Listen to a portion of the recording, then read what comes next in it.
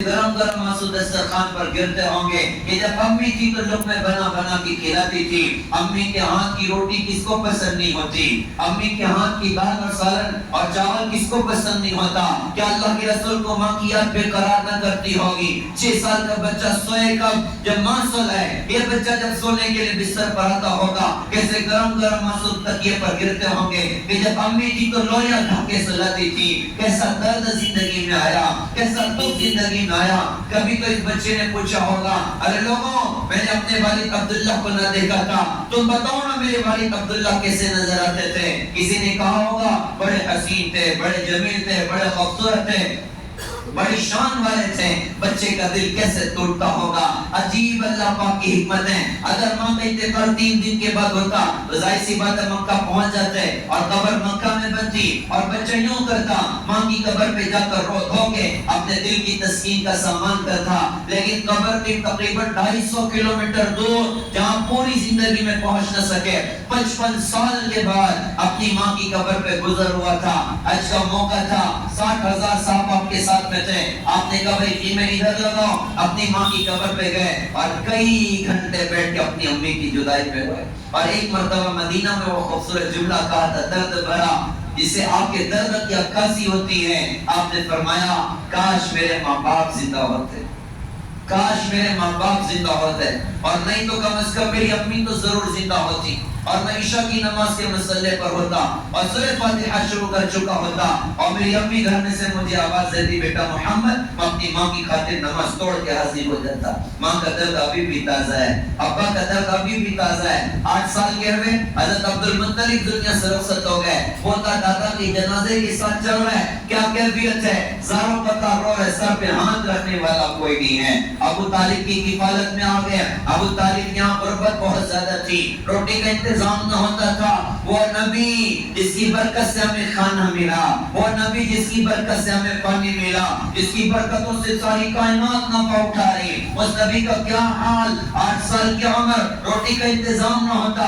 قریش کے سرداروں کی بکریاں چراتے تھے کہ 2-4 روپیہ مل جائے تو روٹی کا خرچہ تو نکل جائے. کتنے درد سے زندگی گزری ہے. پھر ہوتے ہوتے 40 سال کی عمر ہوئی، نبوت کا زور ہوا، اسلام کی دعوت دی، سارا مکہ مخالف ہو گیا. اب مصیبت کے پہاڑ ٹوٹ پڑے. کبھی گالیاں دی گئی، کبھی شاعر کہا گیا، کبھی دیوانہ کہا گیا، کبھی مجنوں کہا گیا، کبھی آپ کی 2 بیٹیوں کو طلاق پڑی، گلے میں پتھر ڈال کے گھسیٹا گیا، راستے میں کانٹے بچھائے گئے، کتنی مرتبہ کچرا ڈالا گیا. نماز پڑھنے بیت اللہ میں سجدے کی حالت میں اونٹ کی اوجڑی آپ کے کاندھے پر ڈالی گئی. کتنے درد زندگی میں دیکھے ہیں، کتنے دکھ زندگی میں دیکھے ہیں. مکہ کی 13 سالہ زندگی دیکھیے، کیسی مصیبتیں آپ پر آئیں، کیسا درد آپ پر آیا.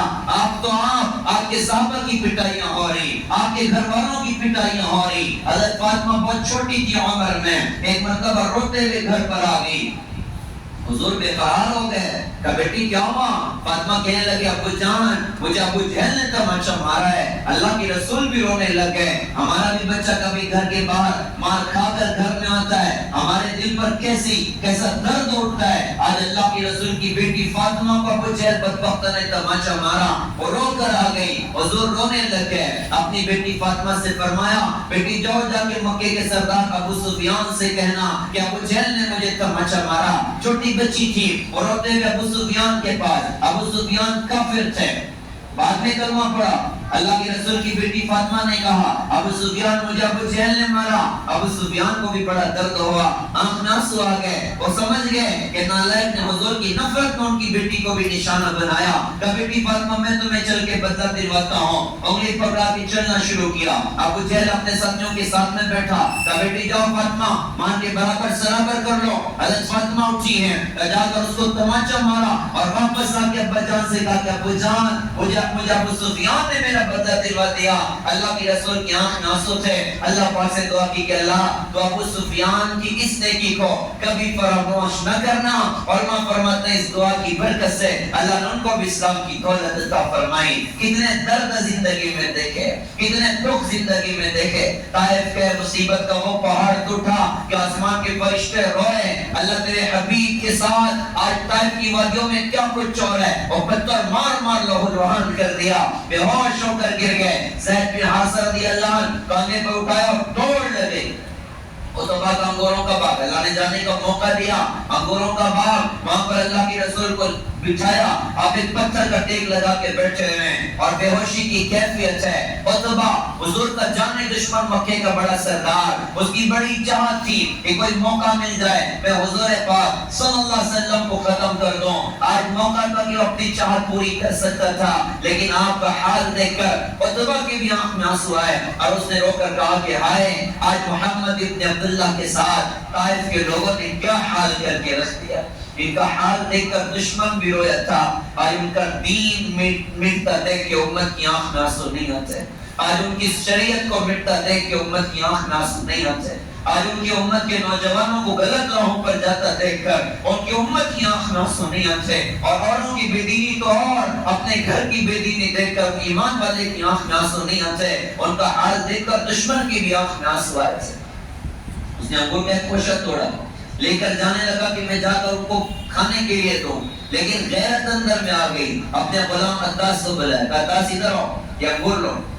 تو سامنے بیٹھے نا, اس سے جا کر کیوں کہنا کہ عتبہ نے آپ کو رشتہ داری کا واسطہ دیا ہے, آپ اس کے انگور کھانے واپس نہ کریں. حضرت عطاس نے لے کر وہ گئے حضور کے پاس میں اور جا کر کہا جی عتبہ کہتا آپ کو رشتہ داری کا واسطہ, آپ اس کے انگور کھانے واپس نہ کریں. آپ نے بسم اللہ پڑھ کے اس کو اٹھایا. عطاس کہنے لگے جی آپ نے ادھر بسم اللہ پڑھی, ادھر تو کوئی بھی نہیں پڑھتا ہے. حضور نے فرمایا تمہارا کیا نام ہے؟ کہا جی میرا نام عطاس ہے. کدھر کے رہنے والے ہو؟ کہا جی میں نینوا شہر کا رہنے والا ہوں. آپ نے بردستہ فرمایا اچھا وہ یونس علیہ السلام کا شہر. حضرت عطاس حیران ہو گئے, کہا آپ یونس کو کیسے جانتے ہو؟ آپ نے فرمایا کہ وہ بھی اللہ کے نبی تھے اور میں بھی اللہ کا نبی ہوں, میں بھی اللہ کے بندوں کو اللہ کی طرف دعوت دیتا ہوں. عطاس نے سنا تو رونے لگے, پیروں کو چومار کر دی, اشہد ان لا الہ الا اللہ وانک محمد رسول اللہ صلی اللہ علیہ وسلم. کتنے درد ہمارے نبی پر ہے. اسی طائف کے مقام پر آپ نے رو کر اللہ پاک سے دعا کی تھی, اللہم انی اشکو الیک ضعف قوتی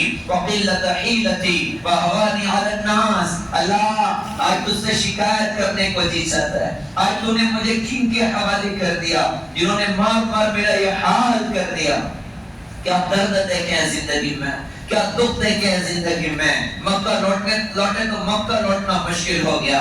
کچھ وقت گزارا, 3 سال شاہ بن ابی طالب کی وادی میں قید و بند کی صحبتیں برداشت کرتے رہے. پھر مکہ چھوڑا اللہ پاک کے حکم پر. کس درد کے ساتھ میں چھوڑا تھا, کس بے قراری کے ساتھ میں چھوڑا تھا. میں وہاں گیا تھا, مسجد ہجرہ بنی ہے شارع ہجرت پر. یہ وہ جگہ تھی جہاں پر اللہ کے رسول جب بیت اللہ کو چھوڑ کر جا رہے تھے, اسی جگہ پر کھڑے ہو کر بیت اللہ کو دیکھ کر بہت رو کر یوں فرمایا تھا میں تجھے سب سے زیادہ پسند کرتا ہوں, میں تجھے چھوڑ کر کہیں اور اپنا مسکن بنانا پسند نہ کرتا تھا, لیکن کیا کروں مکے والے مجھے رہنے نہیں دیتے.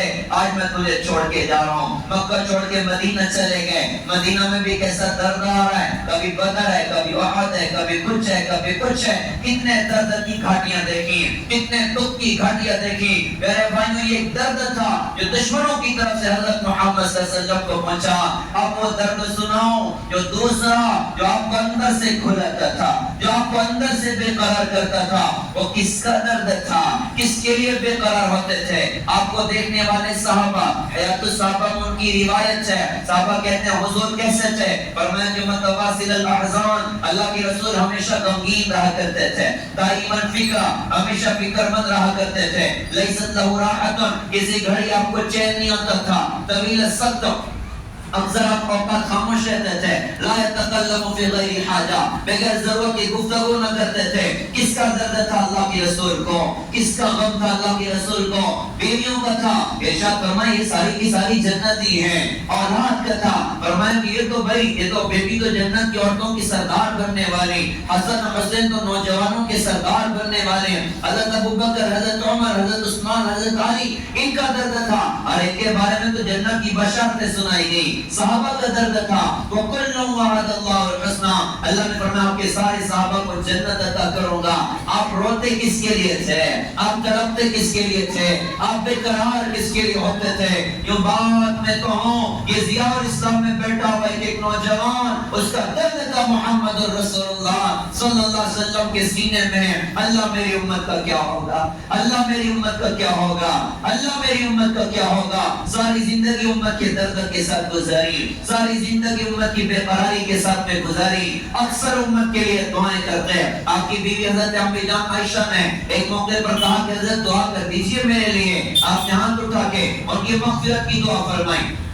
وہ خوش ہو نہیں, فرمایا کہ عائشہ تمہیں خوشی ہوتی ہے؟ حضرت آپ نے میری مغفرت کی دعا کی, مجھے خوشی کیوں نہ ہو؟ آپ نے فرمایا کہ عائشہ میں اپنی امت کے لیے ہر نماز میں یہ دعا کرتا ہوں, ہر نماز میں یہ دعا کرتا ہوں. کتنا پیار ہمیں دیا ہے, کتنی محبت ہمیں دی ہے, کتنی دعائیں ہماری خاطر کی ہیں. ایک موقع پر بے قرار بیٹھے تھے, اللہ نے جبرائیل کو دوڑایا کہ جاؤ جا کر پوچھو کیا درد ان کو ہے. کہ اللہ پاک مجھے اپنی امت کا غم ستا رہا ہے. اس موقع پر جبرائیل نے واپس آ کے پیغام اللہ کو دیا اور اللہ سے واپس پیغام لے کر آئے. کہتے حضرت اللہ فرماتے ہیں ہم آپ کو آپ کی امت کے بارے میں راضی کر دیں گے, ناراض نہ کریں گے. ہم قربان جائیں اپنے نبی پر. آپ نے فرمایا کہ جبرائیل میں اس وقت راضی ہوگا جب میرا کوئی امتی جہنم کی آگ میں نہیں ہوگا. کیا پیار اپنی امت کو دیا ہے. دنیا سے جانے کا وقت ربیع الاول کا مہینہ, 12 ربیع الاول چاشت کا وقت تھا. آپ کو لگ گیا کہ گھڑی قریب آ گئی ہے. بیویوں کو بلایا, ملاقات کی رخصت کیا. بیٹی فاطمہ کو بلایا, رخصت کیا. علی رضی اللہ کو بلایا, رخصت کیا. حسن و حسین کو بلایا, دونوں کو ایک ساتھ گلے لگایا, پیشانی کو چوما, آنکھ سے آنسو بہنے لگے. ان کے حالات بتائے گئے, آگے کیا کچھ ان کے ساتھ میں ہونا ہے. ان کو بھی رخصت کیا. دروازے پر دستک حضرت جبرائیل کی, یا رسول اللہ. جبرائیل اندر